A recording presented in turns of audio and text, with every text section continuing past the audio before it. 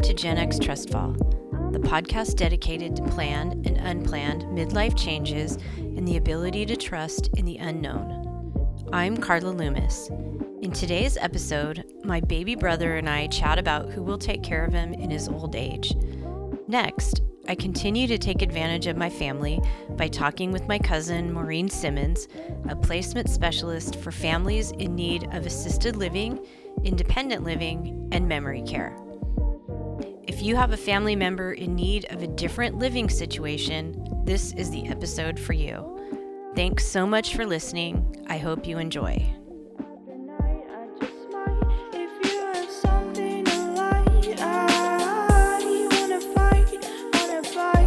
Richard, thank you for coming to my new studio. Do you like it? Oh, it's great. You have to talk into the mic. Yes, it's fantastic. Okay. I feel like I've been here before. But, you do? Uh-huh. But it wasn't this pretty. No, it was a bedroom. It was a bedroom, yeah. It was a boy's bedroom at first. At first, yes. Yeah, I had to clean all the boogers off the walls.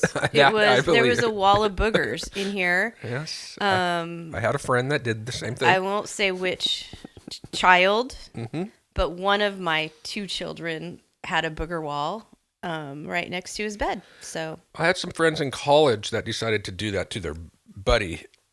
What do you mean?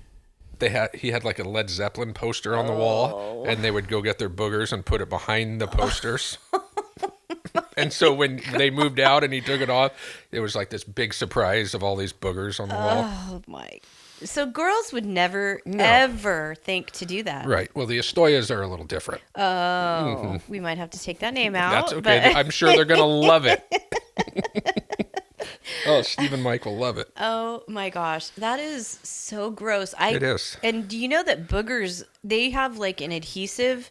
They are not easy to get off of a wall. I'm telling you, it took a lot. It probably took like a scrub brush, and they're not easy to get off. It's disgusting. It's disgusting. Right. I'm sure there's worse. I know that boys do much worse.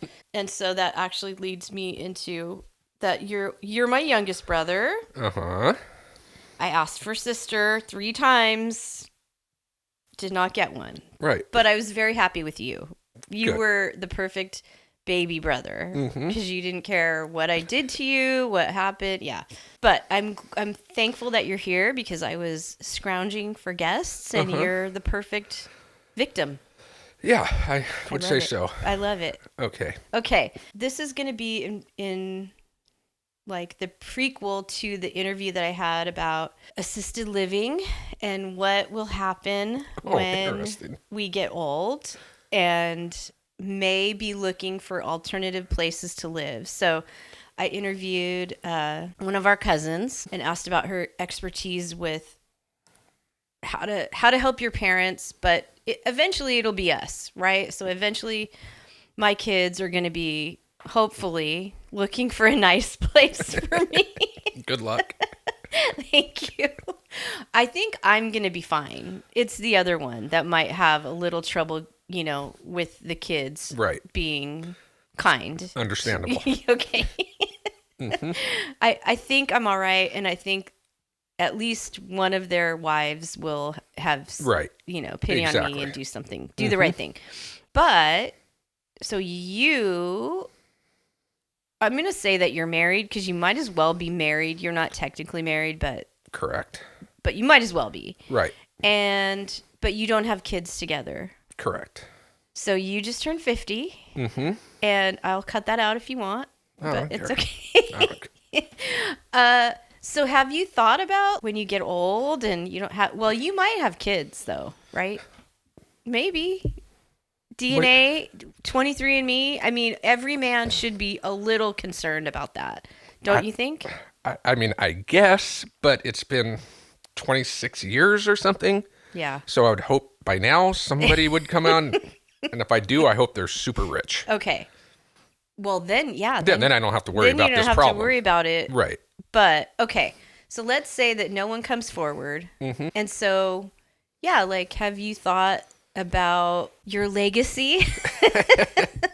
I have not, but we joke quite a bit, and seeing what our parents are going through. I mean, they're not. I mean, they both can still drive, and they're still able, but just seeing it and just the, I don't know, pressure or the amount of, I guess pressure is the right word, that we sort of feel to like, the only solution I can come up with is driving off a cliff. God, that's horrible. I know, but I saw when I was in the hospital last year, there was a lady right next to her, a lady from Hollister that we all know. She was so miserable in that frickin' bed. Yeah. I talked to her for 5 minutes and she said, don't ever end up here. And I said, don't worry, I'm not going to. I'm going to drive off a cliff. And she said, will you take me with her? So, and then she got out of the hospital and she probably died a week or two later. Who wants to go out like that? I know.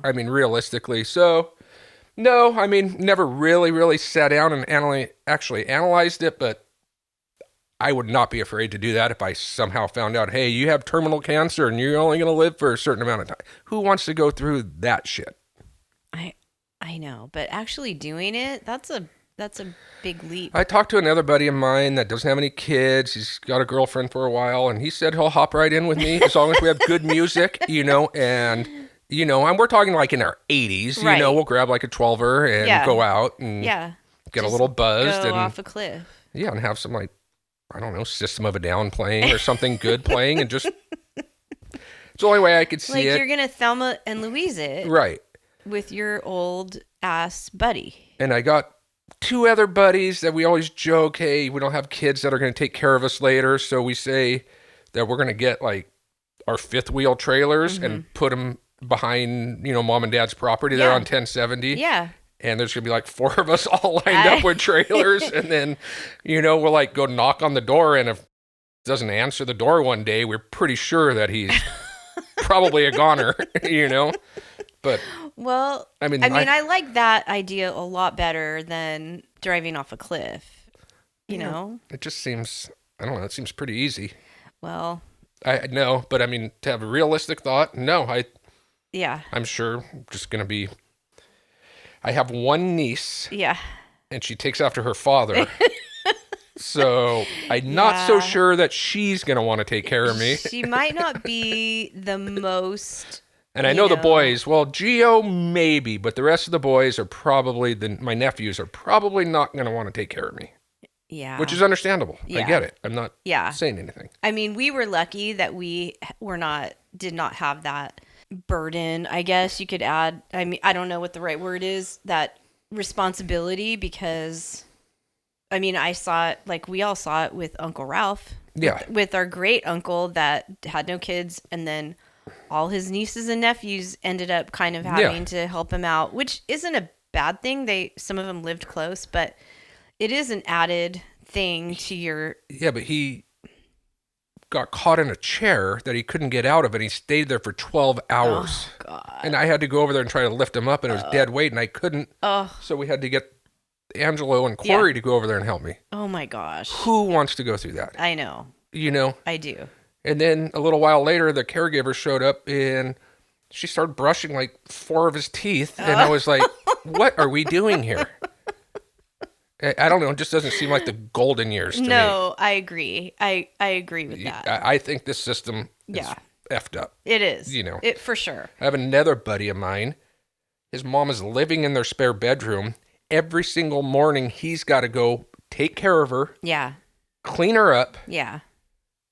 Who wants to do that for their frickin' mom? And then when he goes to work, his sister comes in and stays at his house for 10 hours a day. Wow. Watching her mom, and all the mom does is sit in a bedroom in the bed. Yeah. With the window open sometimes it's closed. Yeah. What kind of life is that? I know. I agree. I do think, I know that I want to do it better. I want to do a better job of taking care of myself, to a better job of being active up until the end, because we had 2 grandmothers kind of at opposite ends of the spectrum. One kind of didn't enjoy the end of her life. Right. And our other grandma was going to football games like to the very end, 3 months before she died. Right. And didn't complain about most of it. So I think there's 2 ways to do something. There definitely is. I want to do it the one way, but I'm hoping to set up something before so that my kids don't have to make any of those decisions. Well, you better do it because everyone says that. I know. From what I hear, I don't even know if our parents have a funeral plot. Like if they... Yeah, probably not. I don't think so. I don't think... That's what I'm getting at. Yeah, I agree. I totally agree. And probably now's the time because Cindy, you just turned 50, but I'm turning 60 next year. And so... Yeah, I agree. I think this is the time, and I think you are kind of fucked when it comes to your nieces and nephews. Right. That's what I mean. There's no doubt about it. You're a little bit fucked. Right. So maybe Colette's kids will be kinder to you. You know? Yes, definitely Jerica for sure. Yeah. But, who... I wouldn't want to burden her with that either. I know. And then... I mean, how selfish are you? You're having kids so you can get taken care of later on in life? That sounds pretty selfish to me. I agree, and that's definitely not what you're thinking about when you have kids. Right. Yeah. No, I understand that, but you hear most people, oh, no, well, my kid's going to take care of me. Yeah. I mean, really? That's what well, so. And some of us really can't rely on that. Like, you might think that, but then on the whole, I would say moms probably have it better than dads. I could be wrong about that. But I don't think I am. I think most moms the kids are a little more empathetic towards what they're going through. But yeah, I really hope to set something up, and then really all my friends and I have a plan that, we're going to outlive our husbands, and so we're going to have a community of, just like yours. Like but we're not living in fifth wheels. We're living in trailers. Okay, we're not living in trailers. We're going to have tiny homes or one huge home. Right. With our own bedroom and bathroom each, and then we'll just have happy hours. Right. We'll have, And when Donna doesn't come out of the room, there's a problem. That's right. When she doesn't come out of the room, then we will know. And yeah, all my friends have girls, though. All of my friends have daughters, except me. Well, so Charlotte would probably take care of you. Charlotte might. I think she would. She might. She might. Yeah, but, well, we didn't clear anything up. We did not get your situation fixed, so... No, I'm just going to roll the dice and see what happens, I mean, really, you don't know what your future really holds. That's true. Yeah, I mean, you were telling me about somebody that was on the golf course, or I think, and just had a heart attack. And, disc golf, yeah. Okay, like doing his favorite thing, so... I mean, that's what there's two parts of it. I mean, yeah, it's super sad, but that's what he loved more than anything else in life. Yeah. Was disc golf. Yeah. Talked about it every day, all day. Yeah. Died on the golf course. I mean, you really can't ask for more than that. Right. Except maybe to be having sex on the disc golf course That's the funny thing, is that he asked his wife for sex before they went out. And the wife said, no, let's go golf first. We'll come back and take a shower, and then we'll have sex.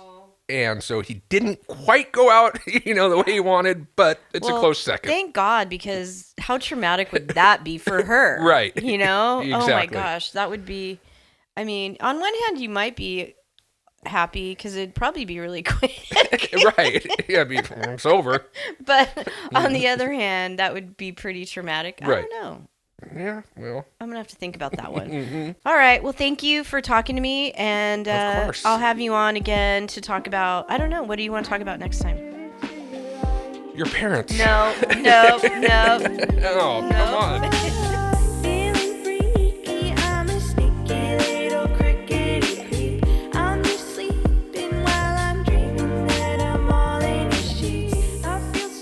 Well, thank you, Carla, for having me on. I'm really excited to share this information with you. My name is Maureen Simmons, and I am a placement specialist.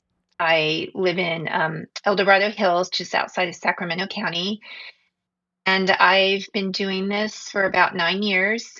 I help families find assisted living, independent living, memory care for their loved ones when they need additional support and are no longer able to live at home.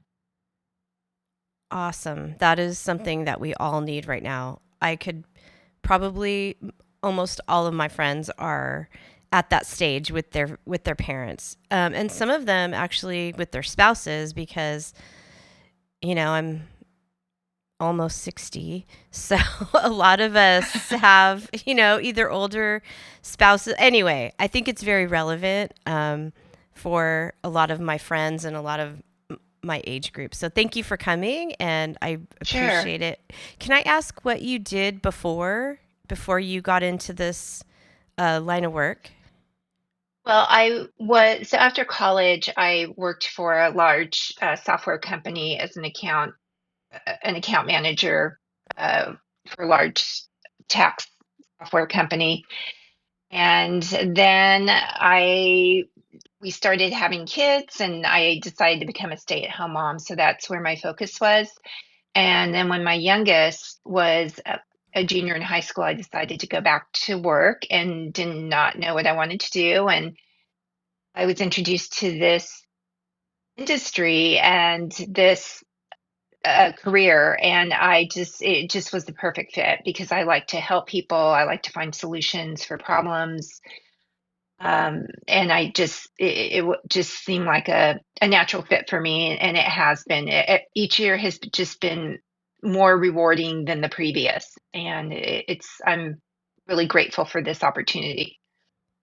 Yeah, it seems to me that you definitely get there's more um, personal involvement than it, because I have no idea what a software like account person does. Like I have absolutely no knowledge about the business world at all. So, um, but to me, it seems like you would have such a more personal, you make more personal connections in the job that you're doing. And that to me seems so much more up your alley. Yes, there's a lot of reward with it, with helping families and just being able to hear them. So they're so grateful that they had an advocate guiding them because Yeah. there's so many things to watch out for, and you don't know what you don't know. And so, and I work, there are a lot of other placement specialists up here in the Sacramento region, and I've grown close to so many of them. It's great to have that camaraderie, and it's not a competitive Yeah. deal. Yeah. We're just trying to help families find the best solution for their challenges with their adult Yeah. older adults in their lives, whether it's a Yeah. parent or a spouse. Yeah. Yeah. Well, let's dive in because I know that, again, so many people my age are dealing with this right now. Mhm. And that boomer generation, boy, they're Yeah. they're tricky. Well, they are, and I'm dealing with it too with my friends. Yeah. But what's ironic, I was just talking to a friend of mine at the gym this morning, and I figured out that I'm like right at the end of the boomer generation, and you're Gen X. I'm just a few Yes. years ahead of you, and it's like, oh man, I'm part of the boomer. But so it's just around the corner for me, and my kids have already said that they're not taking me in. So uh, I'll be placing myself at some point, I'm sure. Well, I feel like when I see, oh, what's that show on TV with Ted Danson where he goes like undercover? Yes, Yeah. a man on the inside. Yes. I mean, Yes, that place looks pretty fun except for the people dying every once in a while. Like I yes, think it doesn't look so bad. So, right, so like, right. it's kind of what my friends and I have envisioned for ourselves. Like we're going to build a little compound. We're all going to live in our own little mini house or whatever, and Uh-huh. then have communal meals, drink wine every night. Like, it doesn't seem I so love that. bad. Yeah. Yeah. So I think, I mean, at this age, of course, I'm not really ready for it, but at this age, like, having someone feed me and maybe make my bed once in a while, like, that sounds awesome. Yeah, and to have that, your friends right with you, Yeah. that peer interaction is just so important, the Yeah. socialization. And Yeah. First of all, let's start with like the documents that we should either have in place for our parents or they should have in place for us. Like what are some of those documents that are important? well, I think first of all, it's important to have a conversation with your parents about whether they have a trust Okay. and a trust attorney, who that is, so that you have their information. Yeah. And then the basic documents that need to be in place would be an advanced healthcare directive, Mhm. and that's for healthcare, and it outlines their preferences for medical care, and it acts as a guide for end of life choices, Okay. whether they want to be on life support, things like that. Right. And then the other documents would be a durable power of attorney. Mhm.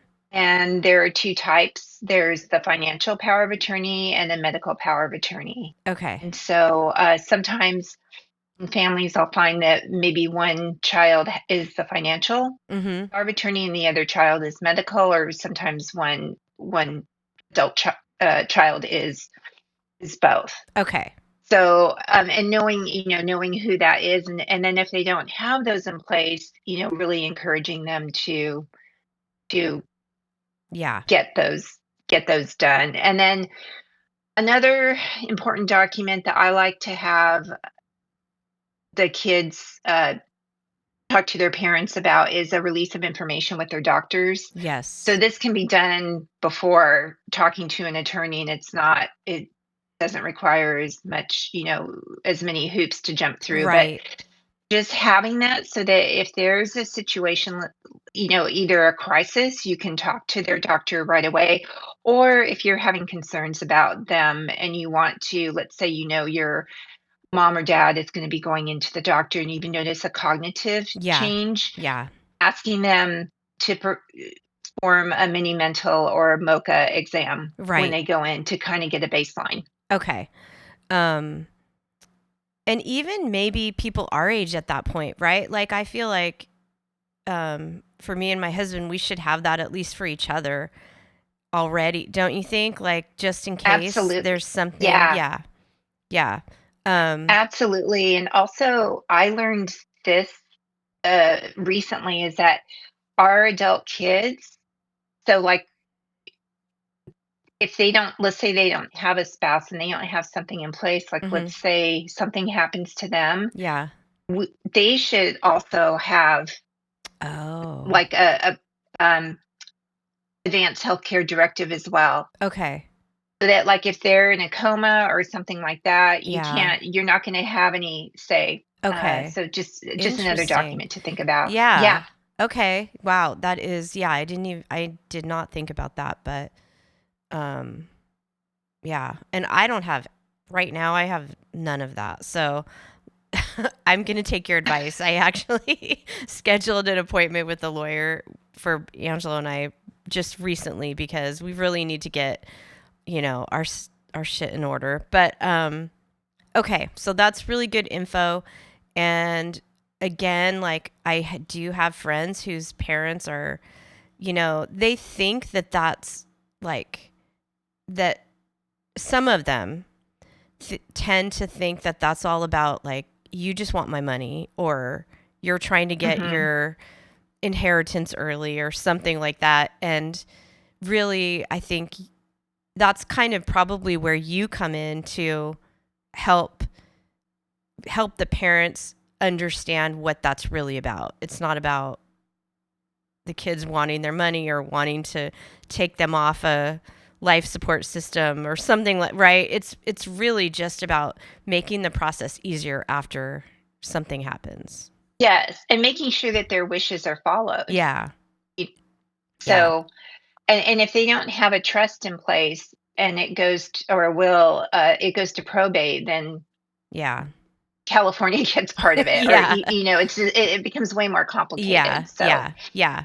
Okay, so we kind of pass the paperwork. You get your parents to sign and make them understand you're just trying to help them. And then what are some signs that like let's say that your parents live alone or together but there's no other, people in the home. What are some signs that maybe something's not right? That they may need more help. yeah, there are quite a few signs. So one is medication mistakes.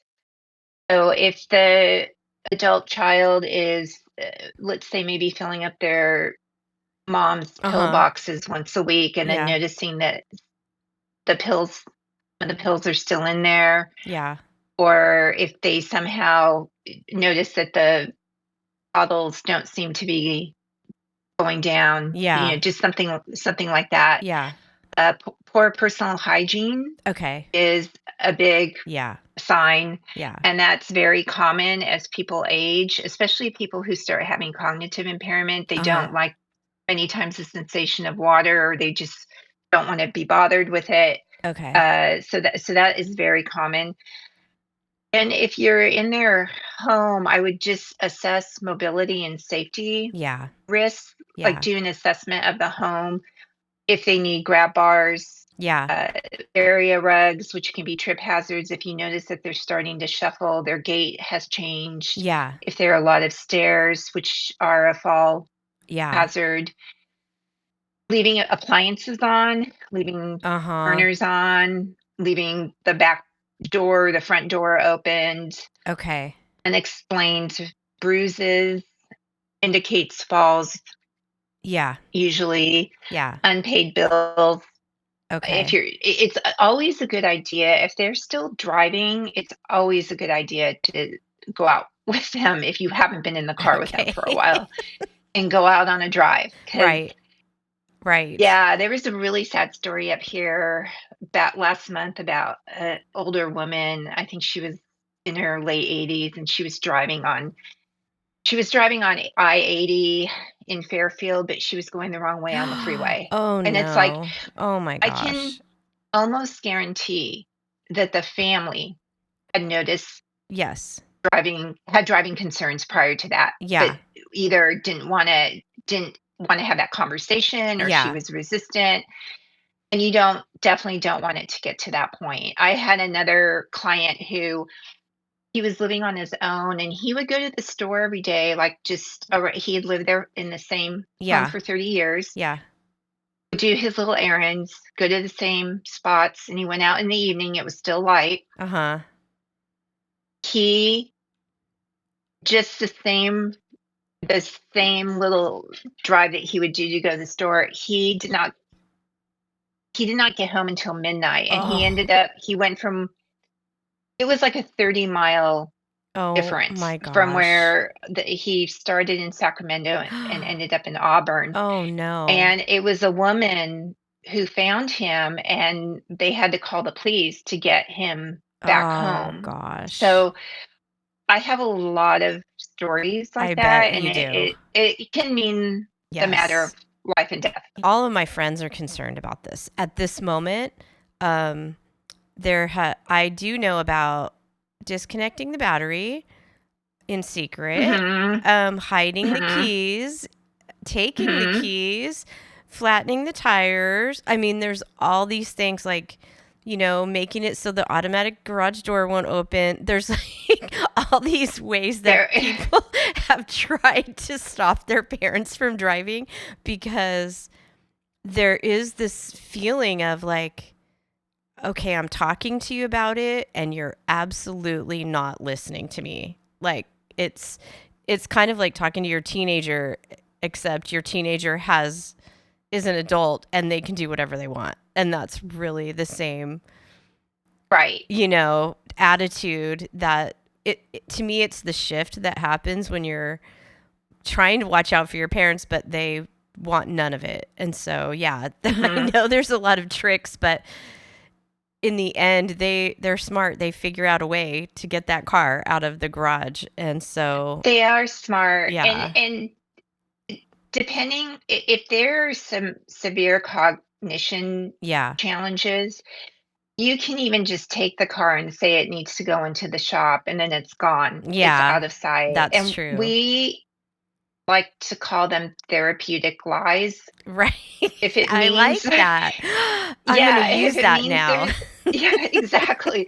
If it means that they're safe, sometimes that's what's required, Yeah. unfortunately. Yeah. And it's hard. It's hard for the kids or even the spouse. Yeah. There's guilt. There's a lot Yeah. of guilt with Yeah. doing those things. Yeah.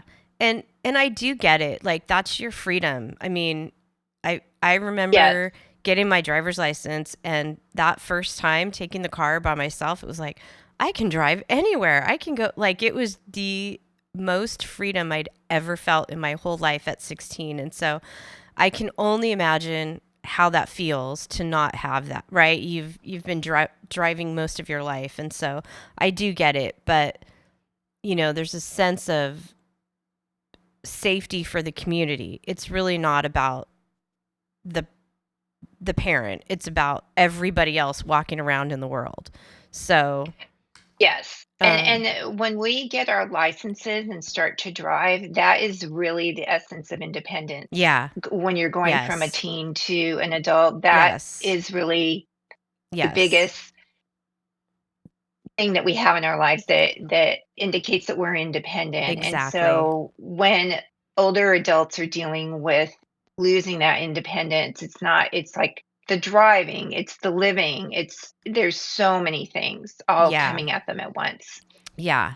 I agree. And I know it's not easy. Let's say, okay, you've determined that maybe your parent needs a different living situation than they're in. And so can you tell me a little bit about the different types of senior living? And then how do you come to the determination of, okay, this would be best? Or, how do you give that family those suggestions? So there are quite a few different types of Okay. senior living. There's independent living, Mm-hmm. where people are in a senior living community and meals and housekeeping are provided and activities and things like that, but there's Mm-hmm. not care Okay. provided. Then there's assisted living, which is a senior living community with there's all of what I just mentioned in the independent living, plus there's care, which is Okay. available, and there's different levels of care that can be provided. Okay. Some people just need assistance with showering Yeah. or Yeah. dressing or medication management, medication reminders, all the Yeah. way up to somebody being a two-person transfer or a Hoyer lift. In order to transfer, they need maximum assistance with their activities of daily living. And Okay. then there's memory care. And so all of these three models, these are non-medical models. They're social models, so Okay. that they provide opportunities for socialization and then assistance with activities of daily living, so dressing, bathing, toileting, Okay. medication. And then there's, as I mentioned, there's memory care, and that's a secured facility. Mm-hmm. So people that have dementia, Yes. and usually those are best for people that have dementia, but two things to consider. They need socialization and activities, Okay. or they're elopement risk, and so they're exit seeking. Oh, they're And running away. They're the runners. yes, The runners. Okay. they're the runners. Okay. So, And yeah, I caught a runner. My grandmother was in a facility out in the country here in Hollister, and my son and I, Ryan was like 3, and we're going to see Mamu and my grandma, and there's a lady just walking down this country road in her, nightgown, just oh my gosh, so excited to be out strolling in the country. And I had no idea what to do, but we put her in the car and we took her back. I knew she was from there. oh my gosh, I love it. Oh my gosh. She was a little, she was like, I don't live here. No, this is not my house. Like, I think it is. Oh, poor thing. I know, but yeah, they were like, oh yeah, she's a runner. Cause when the gate would open, I think they opened it for us to come in, and she just took off. So I tailed it out. yeah. Oh my gosh. Yeah, they're usually trying to get back to the home they lived in for 30 years, or their Right. childhood home, depending Right. on where they're at. Yeah. And then there's a fourth option, and Okay. it's called a boarding care home. Uh-huh. And they're usually 6-bed homes. They're in Okay. residential neighborhoods, Uh-huh. and usually each person has their own private room. Okay. Sometimes there are options with shared rooms. And that provides care for people who need maybe maybe higher acuity, like they're a fall Parkinson's or something where if they're a high fall risk, then these Yeah.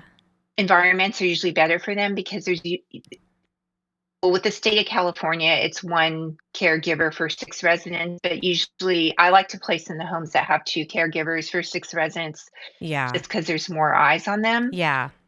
And it's also good for people who maybe aren't social and they just want, they just they're less expensive than assisted living or memory care. And then also maybe they're not as social or they just want a smaller environment. Right. So that's another option. Okay. Are there a lot of those? Because I've just started hearing about those recently. I don't remember hearing about those until more recently. Has that always There are been? tons. Okay, there are Yes, tons. Okay. there are tons. Uh-huh. And I know I don't know there's about down in Hollister, but like up here in Sacramento, there's, okay. in Southern California, there in the Bay Area, there are quite a few. Yeah. I know I know of a few people who have just gone into them or in this area. So, yeah, I had really hadn't heard of that before, so I think that's amazing. All right. So let's say that we've noticed these things. We've gone to our, you know, parents' house, parents' loved one. Um, we notice these things. We want to have this conversation with them. How do we start that conversation? Or what should we think Well, about before we have the conversation, I guess is a better question. yeah. So especially if there's more than one, sometimes it's just one adult child Yeah. dealing with this. But if the person has siblings, then definitely talk beforehand and go in with the idea that you're not telling them what to do and you want to add support and preserve their quality of life and not Mhm. take something away, Yeah. and just be really mindful that they're going to usually, I mean, it's very few seniors that want to move in unless it's like independent living and they've lost a spouse and they want to Yeah. go and have fun or something, but there's gonna be a lot of fear that comes up, and Yeah. they're going to perceive this as losing independence, losing their home that they Right. maybe have been in 40 or 50 years. So go in with the approach that you want to add support and preserve their quality of life. Okay. And also, why are they going to have the conversation and be specific about it? Like, is it because of safety? Have there been falls? Have there been issues with medication management? Is there a cognitive decline that they've noticed? Maybe there's caregiver burnout if the spouse is taking care Yeah. of that individual. Mhm. And it's so there is a statistic that I think it's over 60% of spouses who are a primary caregiver for somebody who, especially who has dementia, end up becoming more ill than the person they're taking care of. Wow. And that's something that's really, really good to know because I think sometimes that other parent will try to hide it from their kids. Like, I Yes. don't want to use the word burden because you don't ever want to think of your mom or dad as a burden or your husband or wife, but it really starts to feel like that. Right. And so, or is it isolation? Yeah. Just, just like know what you're noticing: unpaid bills, not eating meals, off rotten food in the refrigerator, Yeah. Yeah. just things like that. Right. And yeah, anticipate their another thing is misconceptions about senior living. Mhm. I and it's not just with the parents, it's also with the adult children who are in our age group Yes. because I don't know if I can say this, you can cut it out, but I knew Mamu too, and I visited her in the Yeah. facility that she was in, and it does seem it's like it seemed like a nursing home. It was a nursing home, and Yes. there's an antiquated view of what senior living is, Yes. even when people need assistance. Yeah. And so that needs to be reshaped, Right. and they just need to be educated. Yeah. So, and educate yourself about the differences. Like, what is it that you think would be best for your mom or dad? Or maybe aging in place with support is the best answer, but just bringing in some in-home care to help. Right. Right. I guess I don't know a lot of people who welcome, like a lot of parents who welcome the conversation. So I think that being very intentional about what you've seen, you know, having your siblings support whatever that is, even if they're not there to see it themselves, just having, you know, an ally to say, look, you know, if you don't believe me, you can ask whatever, Mhm. my brother, whatever. And so I think that's a good plan. What if they really are just, I'm not leaving my house? Like, how can you get them to kind of see that, like maybe visiting? Are you allowed to visit those places and just do like walkthroughs? Yeah, that's something that I really encourage Okay. is to go on a tour with Okay. them, take them Yeah. on a tour, and just be very honest up front Yeah. that it's not you're not going with your suitcases that day, and Right. there's no checks being written. It's not, Right. you're not reserving an apartment, Yeah. but just to, again, educate themselves. Like, what happens a lot is that families are trying to find places because they're reacting out of a crisis. Yeah. And so Yes. if you can frame it that you're planning in Yeah. case the need arises down the road, Yeah. then it's better to know what they like Right. what they feel most comfortable or what suits them. And so, yes, definitely going on tours, I encourage them to stay for a meal, a lunch or dinner, so that they Okay. can, food is really important. And Yeah. so I will say that these senior living communities are really investing in their chef and their Yeah. culinary programs, and Yeah. the food is really good at a lot of the communities. And so have a meal. A lot of times they'll have happy hours or other activities.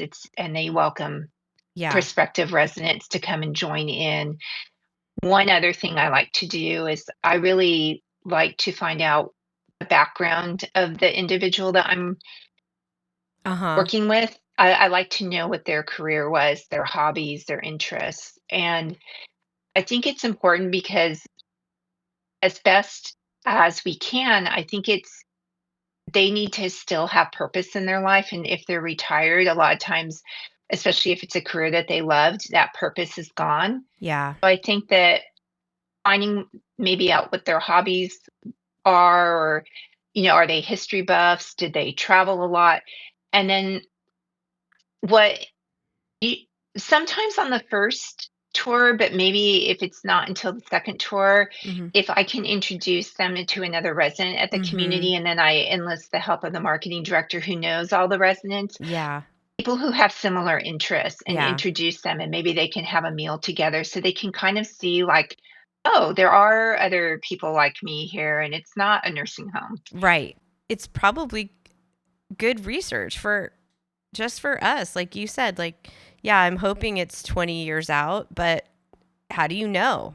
You know, you really don't know what's going to happen. And in to be able to tell my kids, hey, when I get to this point, I want a place just like this, or I don't want to be in a place like this, or something like that. I think that's probably the most proactive that you can be for your own kids, because Mhm.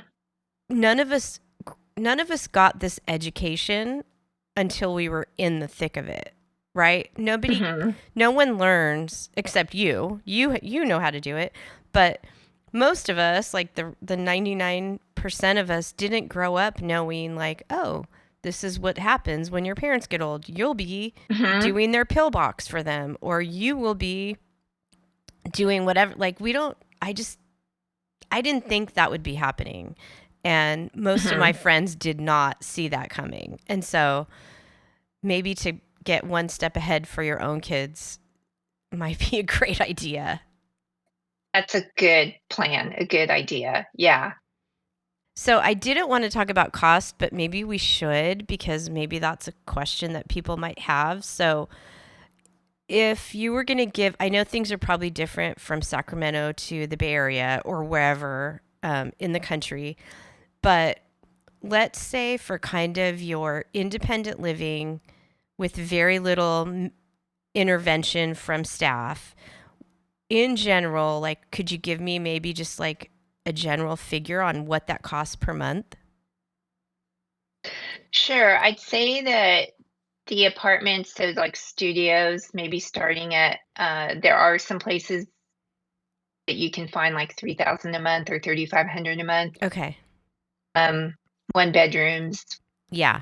would be more like 4 to 5,500 a month. Okay. And then, up from there, and there is still a variation. There Yeah, are of some course. lower end ones, and or they're decent. Yeah. But then there are some high end ones where one bedrooms would start at 7,000, and that's Okay. just for independent living. Okay. For assisted living, I would say that in this region, assisted living starts at probably 4,500 Okay. to 5,500 for a studio, Okay. and then even higher than that at the high end places. And then one bedrooms are more around 6,000 Okay. up to 9,000. Okay. And again, 9,000 is really, really high end, Yeah. and most people Yeah. don't need or can afford high end. So, Yeah. Yeah. and then care costs are added on to that, Okay. depending on the Right. care level. Yeah. And does Medicare cover any type of assisted living, or is that just No, no? Okay. no. Okay. Medicare covers like your stay in the hospital, and then Right. if you need to go to skilled nursing for rehab, Yeah. there's only so many days Okay.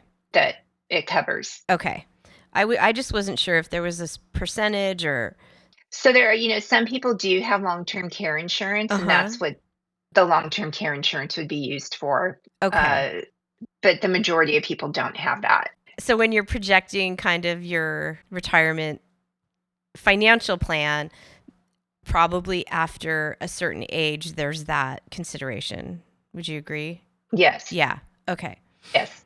And what is the average age? Like most people that come to you, what's the kind of the average age that people are coming to you for in search of that type of living facility?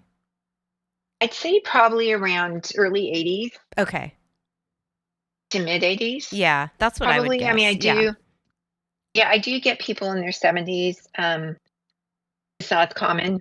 Yeah. Well, this has been so much information and such good information. And I can't tell you how thankful I am that you were here to talk about this because I just don't know anyone who hasn't been affected by the idea of what's going to happen in the next 10 years to, my mom, my dad, my uncle. I have a friend that's helping take care of her great uncle because he didn't have kids and he does not have a plan. And they are having to drive like 3 hours. He's refusing to leave his home. And they've had to like piece this care plan together from nothing because he didn't save for his retirement. Like it's just, Oh, wow. and they didn't, Yeah. they didn't even have to do that for their parents. But now all the nieces and nephews are having to do this for this great uncle that they didn't even really know. Yeah, it's again, it's so kind of them, but it's also you just don't know where to start. And if you don't have unlimited funds, you're really just scrapping together whatever you can. So this is really helpful. Yeah, it's overwhelming, and there is it's called the silver tsunami. I'm sure you've heard of Oh, it, and it's just really because it's the baby boomer mm-hmm. generation that's coming of age, Right. and to that age. And I would say that one thing you can do is enlist the doctor to talk to that individual, not just their great uncle, but whomever this is, Yeah. and just say it's no longer safe for you living at home Yeah. alone. And a lot of times having that doctor, having somebody outside the family Yeah. Agree. really makes a big difference. There's also saying, we're not going to sell your home. Right. Go in for 3 months. Let's see how you like it. Your home is still there. Right. Yeah. So it really helps to do things like that, but it can be difficult for sure. Yeah. Well, if people are in your area, where can they find you? And we will put up a link on the website to your business. But do you want to just do a little promotion for sure. your business? Sure. Thank you. The name of my business is Senior Care Authority, and I am in El Dorado Hills, Folsom, and Orangevale. And I have my colleague Mark has the rest of the Sacramento area and Yolo County and all of that. But I do know placement agents throughout the country. If there are people in other parts Okay. of the Bay Area and things like that, I do have colleagues there. So Excellent. yeah. Okay. Mhm. And so we'll put a link up to your information, and people can contact you even if they're. Thank you, Maureen, so much. I really appreciate it, and I hope to see you. I didn't mention this at the beginning, but we are cousins, so that's our connection, and I hope to see you at a family get-together soon. Yes, we need to make it happen. I know. Well, thank you so much. All right, take care. Okay, you Carla. too. Bye.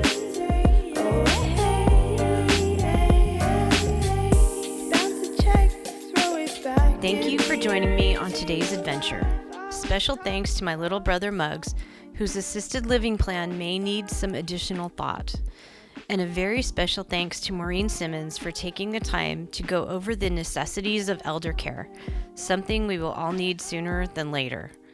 Please see the social media posts or the website for Maureen's contact information.